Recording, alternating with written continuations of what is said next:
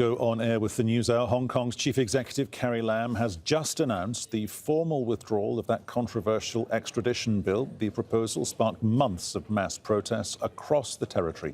It would have allowed people in Hong Kong to be sent to the mainland China, there to face trial, facing widespread anger. Mrs. Lam suspended the bill, but the protest movement has now grown into a bigger call for more democracy. Let's talk live now to our correspondent Adrian Brown, joining us here on the News Hour in Hong Kong. Adrian, what did she say? Well, as advertised, Carrie Lam has confirmed that she is withdrawing this contentious piece of legislation. It was a very short address, Peter, to the people of Hong Kong, about 3 minutes just before 6 p.m. local time here in Hong Kong. Now, something has clearly happened, I think, in the past 24 hours because, up until almost a day ago, it seemed that Carrie Lam had no intention of officially withdrawing this piece of legislation, and she's been under so much pressure to do that. So what has happened? What has happened, I think, is she's had a call from Beijing to say, look, we need peace and quiet in Hong Kong in the next few weeks because we have the all-important October the 1st national celebrations taking place, and we want nothing to ruin that. So I think she was told, do what you can to ensure there is temporary peace in Hong Kong. We need a reprieve. So she has withdrawn this piece of legislation. Now, remember, back in June, Peter, Carrie Lam announced that the legislation was now dead. She wanted to try to calm the situation in Hong Kong. But as any legal expert will tell you, Carrie Lam there was sort of entering into a game of semantics because legislation like this isn't dead until it's been officially withdrawn. That has now happened. Will it be enough to stop the protest? I don't think so. The reason this protest over the extradition bill has morphed into something much wider, a demand for universal suffrage and, of course, an independent inquiry into the violence, not just by police, but also by the protesters. And for the moment, Carrie Lam is not doing that. All she's offering at the moment is to meet one of the 5 demands of the protesters, and that is the withdrawal of this extradition bill. But it does seem to me, and certainly in the eyes of many people in Hong Kong, that it's essentially too little, too late.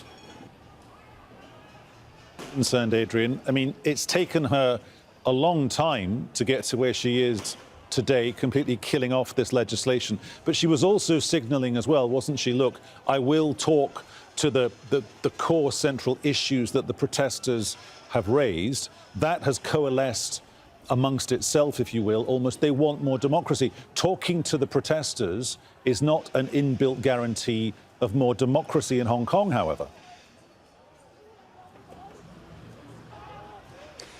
That's right. I mean, the problem we have here, Peter, is that Carrie Lam has said, I'll talk to you, but I don't agree with any of your demands. So that's not a very good place to start from. And the other problem we have, of course, is that, her master's in Beijing, and as she conceded on Tuesday, she has 2 masters, Beijing and Hong Kong. The masters in Beijing aren't in the habit of talking to student protesters. They did that once before in 1989, just before the suppression of the June the 4th protest movement, and look how that ended. No, China's leaders don't want to talk to the protesters. They want to crush the protesters. But I sense in the meantime, as I say, they're just trying to buy time until the October the 1st celebrations have passed. Carrie Lam is in a very difficult position because her position now is much weakened than it was even, a month ago. Just yesterday, she was forced to declare publicly that she wanted to remain chief executive of Hong Kong. She had no intention of resigning.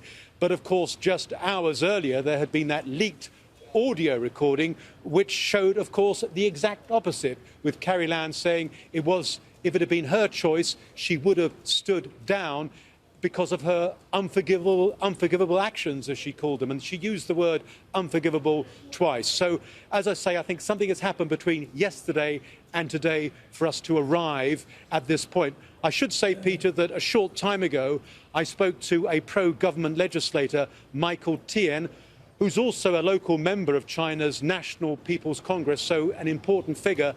And I asked him what he thought about the fact that Carrie Lam was going to withdraw this extradition bill. This is what he had to say.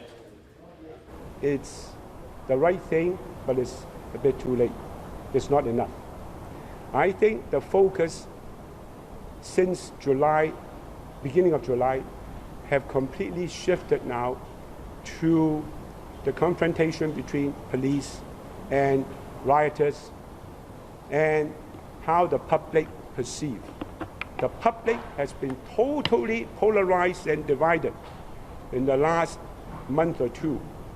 No longer about the extradition bill. If you ask anyone in the street whether they still remember what that bill is about, I think probably 20% can tell you. You ask the protesters, I doubt that even 10% remember. It's not about the bill anymore. Well, Adrian, let's just pause for a second. We were taping, of course, Carrie Lam. Here's what she had to say. I now present 4 actions to initiate this dialogue. First, the government will formally withdraw the bill in order to fully allay public concerns. The Secretary for Security will move a motion according to the rules of procedure when the Legislative Council resumes.